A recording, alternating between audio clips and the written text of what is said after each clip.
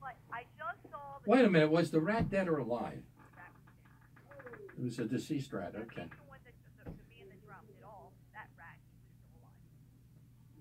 I saw Johnny O's sign go up tonight. My caddy shack on Germinal Road. Yeah, he always gets one up there. So it's Johnny O for county executive. Yes, indeed. We're excited about it. Yeah, if we want to be in the garbage. Well, I don't know. That's so. That is. Wow. You're not a Johnny O fan, young lady. Well, Johnny O, the son, is running, not the father. No, it's the son. I would vote for a dead person. You would vote for a dead rat. That's probably. So, I'm waiting for your literature, and I'll be happy to disperse it in my area. Well, we need dispersions. Yes, I had met you at the Baltimore County Library, North Point. Yes. When Rupert Berger decided to break. Oh, yes. Yes. So Butch came to the library to color his book. Me and Mr. Ed Byers. Oh, Ed Byers, a wonderful man. How is he doing? He is fine, so he will help me hand out your literature. So, Well, listen, just go to my Facebook and leave your email there, or go to my website, or call me. I'll give you my office number. It's 410-238-0025. I am friends with Rosie and Bob Walsh. Oh, very good, very good. But Eddie Byers is a legend. Did you know that? He told me about his days. He's the greatest car man that ever. He used to work for my father. That's what he told me. He's the greatest car man that ever lived. And I was, my mother and Mr. and Mrs. Pastor that were they were present involved in Collier too. I do Hammond, and that is Don Hammond, yeah. That is And his son Pete Hammond, who now works for the mayor. okay. See, I Hammond from back in Miss Pasco's days. Yes. That is Eddie Byers' cousin. All right, Laurie, thanks for calling in. We're reminiscing. Everybody's listening out there going, Eddie Byers, who's Eddie Byers? Who's he? What is that? Is that an Eddie Byers? Who is that? All right, here is, I don't know whether I should do this to you, Jimmy. Here's Fred. Fred, good evening. Hey, Dad, how you doing? Oh, we're doing wonderful. Hey, Jimmy, how you doing? Hey, how you doing, Fred? I might send a couple dollars to your campaign. I've heard this before. Be happy to take it. Yes. Dad, I sent you a check. Didn't you get it? No. Oh, man, yes, you did. It came on my account. How much was it? $25. Oh, all right. Sometimes we're on the same page. Yeah, I know we are. Let me ask you something. Are you familiar with the legislation that's going on in Annapolis about the HBCUs? Yes, the HBCUs. Yes. The colleges. Yes. What do you want me to do? What do you think about the state continuously to appeal the lawsuit? Because the colleges get plenty of money already. They get more money than Towson. That's not true. Well, it's what I believe in my That's heart. what you want to believe. Jimmy, No. what do you think also? I may have to side with Pat on this one, to be honest with you, Fred. You think that the HBCU get too much money as it stands? No, they don't get too much, but they No, get enough. They get a fair share, yeah. They get a fair share. They got to stop suing. What are those lawyers doing with all that money, Fred? Well, that's what I'm saying. I mean, why is it, the court has already decided that the state was at fault. They were wrong. Okay. So the state's at fault. So why are we continuously appealing this? I don't get it. Because we feel that it's unfair. Look at the budgets. Every time I'm down there, Morgan does very well. Morgan's a wonderful school, does very well. But the University of Towson is not doing so well. They have problems. Compare the two. Why should we continuously sink extra money into the Morgan business disciplines and the University of Towson is having problems funding theirs? That's not fair. You have to have more balance. Well, life is not fair, Pat. It isn't, Fred. I got to tell you. There are so many things I could tell you about how unfair life is. Let me start. We only got a half hour, by the way. Anyway, you guys are talking about the state of Maryland and Democrats controlling everything. You talk about Baltimore City like some type of cesspool. But if you take any community, you underfund the school system. We have the worst schools in the state of Maryland. They get more money than anybody else in the state. That Fred, I do take issue with. Well, that's the question, Fred. Who Under Mayor Sheila. Your friend Sheila. It was Blake. It's Blake. Was it Blake? I think so. Martin O'Malley was the mayor. Well, he's just another Democrat. What's the difference? He took the rainy day fund and stuffed it into the Into the general fund. Look, my point, Fred, is it's not a funding issue. All right. The solution to this is not pumping more and more and more money. It's finding out where the money is going. Again, this is what we were talking about earlier, Pat. Holding people accountable. Making sure that our politicians, whoever they are good stewards of our tax dollars, not just throwing more and more and more tax dollars. $1 billion 3 years ago to rebuild and fix the schools. What are they doing? Are they doing that? They're doing some of that. But they're not going into the whole fund. This year of a future of success. They can't read. They can't write. It's social promotion. More money, more money. And what happens year after year, decade after decade? Failure, lack of success, problems. What are you going to do? This is, I mean, to me, this is terrible for these children to suffer under this nonsense. So you don't agree with the HBCUs? No. You don't agree that the No. wrong people are being blamed? All right, you're getting ready for the R word. I can hear it. I'm just curious. I'm just trying to. I hear it come. It's coming. Why you always accuse me of being racist? I know you. You're like a brother to me. I can sense you. You're ready to throw it out. Excuse me. I pay taxes the same way as everyone else. I've been paying taxes in the state for 50-some years. Yeah, I know you do. Okay. I've watched the distribution of the money. I've watched what happened to Baltimore City. You know, you take a group of people, you strip them of their freedom. You strip them of their education when they're little children. Right. You don't give them good. Put private schools in there. Put charter schools in there. Put Christian schools in there. Put schools that teach. Do you know when the Baltimore City school system started deteriorating? You know who was in charge then? O'Malley. William Donald Shakespeare.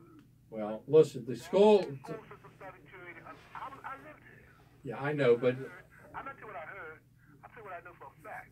well, I will tell you this. The school system started deteriorating under William Donald Shakespeare. Let me Yes, ask you a question, but it Fred. was minor deterioration at best. When did the family nucleus start deteriorating? Yeah, that's what matters.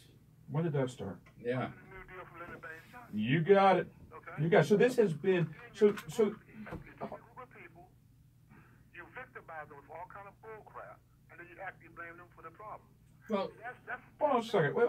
So wait. So you're telling me under LBJ, okay, the war on poor, which was really the beginning of this environment of entitlement, which was all, by the way, in the name of compassion. You're telling me, Fred, that was the beginning of the victimization? You think this handout scenario? Right. Okay. Giving people stuff for nothing. Which was sold in the name of compassion, correct? Listen here. Before blacks started getting on the welfare system, Mm-hmm. the man could live in the house with his wife. Plenty of whites was on welfare. Welfare was started for white people, Sure. not for black people. I know. it's true. Yeah. Yes. True. Yeah. As soon as black people got on the system, now your husband got to get out. Okay, this is planned scenario. So Fred, let me ask you a question. Fred, let me ask you a question because I haven't talked to you before. So let me ask you a question. Go ahead. Point that I've made time and time again when it comes to, I'm just going to use welfare as sort of a blanket term for all this. The government, it has, this has nothing to do with race. I'm speaking in generalities over the last, I'll play along with you back to the LBJ administration. When you look at welfare, it is the government that is replacing the role of the father, of the husband, that has made the man in this equation somewhat insignificant. And through a variety of different handouts, for a variety of different reasons, the government has used these entitlements as a way to replace the role of the husband, whether that be breadwinner or what have you. Would you agree with that? Yes. So this has been sort of. Only done to the black community. Though. Well, it's not just. No, I don't believe that. I don't believe that this is. I don't believe that this is race specific. I really don't. No. I think this is the overall culture in our country right now, where the man in the equation has been minimalized. The government has come in to replace that role. Women can look at this as being liberated. Meanwhile, there is a deterioration, however, of the family nucleus, and it just becomes this snake eating its own tail. Okay, think about this real quick, Jimmy. Yeah. We're talking about these shootings that go on in schools earlier, right? Yeah. Now they killed, 15 kids down in 17 kids. 17. Yeah. 50 some in Las Vegas. We killed 120 last year. Okay, 120 in school slaughter. No, in Baltimore City last year. 300 people died in Baltimore City last year. No, but 120 were younger than 20 years old. Wait a minute, 300 people were murdered in Baltimore City last Yeah, year. it's a lot. Do you think, for real, if 300 white people was killed in Baltimore City, they wouldn't do something to stop it? Well, then what's the? All right, yeah, I understand that, but the point is, Conversation, like they got this conversation. what are they going to do to stop it? If 300 white people were killed, what would they do to stop it? Ain't no telling what extreme they would go to, but they would stop it. Do you think they're going to an extreme now? Do you think they're doing more now than they did Well, 2 weeks if ago? we're going to go along with that line of thinking, Fred, then you believe there's this grand conspiracy where there's a higher power at play here that has blacks killing blacks. I tell you what, blacks don't manufacture guns. Blacks don't manufacture. But they sure as hell use them, don't they? They're being dumped on. So you're gonna blame the manufacturers. Look, you might as well blame all black people. You might as well blame all black people for the use of guns, the abuse of guns, and for killing. Not, you know how many black people there are in Baltimore City? 400,000. 400,000. Are they all murderers? No. No, but a lot of them are victims, right? Because you're dealing with. Hey, Fred, All right, real I gotta quick, go, Fred. Real quick. No, Yeah, he's going. He's too long. He's too long. But he's all right. Sometimes I agree with him. But I think some of his conclusions are incorrect. And he does go into the race thing, which, okay, he wants to do that. That's fine. But to me, a lot of these things are way beyond race. All right, here is Will. Will, good evening. Good evening, man. Jimmy's having a red letter day at TW, and now you got Fred. No, we didn't. Well, he took TW. I won't put TW on the air because TW insults my audience. My audience doesn't deserve to be called liars or anything else. Talking about Theodore? Yeah, I don't even put up with him. I think I agree with you 100%, Pat. It's fantastic that Jimmy's on the air. It's a real good. CBM's got Jimmy now. It's going to be the 4-hour power hour. It's going to be fantastic. Excellent word. But you know why I like listening to Jimmy, Pat? Because me and him got a lot of comments to a certain extent as far as I started flying when I was 15, a little on my 16th birthday, blah blah. But Jimmy started flying. That's why I get so upset when. That's right. He's a pilot. Yeah. He's a big time pilot. And that's why I get so upset when Jimmy neglects his flying career. When me and Jimmy were on final approach, and we're to the airport, and we're looking over at the FCC, and we're 15, 16 years old. We weren't picking up the microphone, going, "I'm a victim. I'm a victim." I'm a triggered snowflake. What do I do? See, the problem was when I got older, I had to start paying for my own flight time. Made it more difficult. Tell me about it. I could wash dishes. I had 97 those communist Washington Posts on my 4-foot long wooden wagon every morning, and I had to drag it up those snowy streets, and then 2 o'clock in the morning get back to sleep at 3 or 4 so I could get up and go to elementary school. And I'd see these kids, 25 years old, sitting on the front stoop these days, never had a job in their life. But I heard Eric call a little while ago. Eric used to call CBM all the time, very intelligent guy. But this stuff that's going on, and by the way, I think Jimmy's reminds me of Pliskin in Escape from New York. He got out of that other station, and then now he's on the bright. And he has a patch over his eye. Yeah, and he's in the sunlight now. It's the best disinfectant. But this stuff's going on with our Second Amendment. The Second Amendment doesn't give us anything. The Second Amendment merely tells the government we get our rights from God, we get our rights from the Creator. We, the people. You're inalienable. And Jimmy's on the right page on that too. The Second Amendment tells the government what they can't do. Our rights shall not be infringed. Negative liberty, right?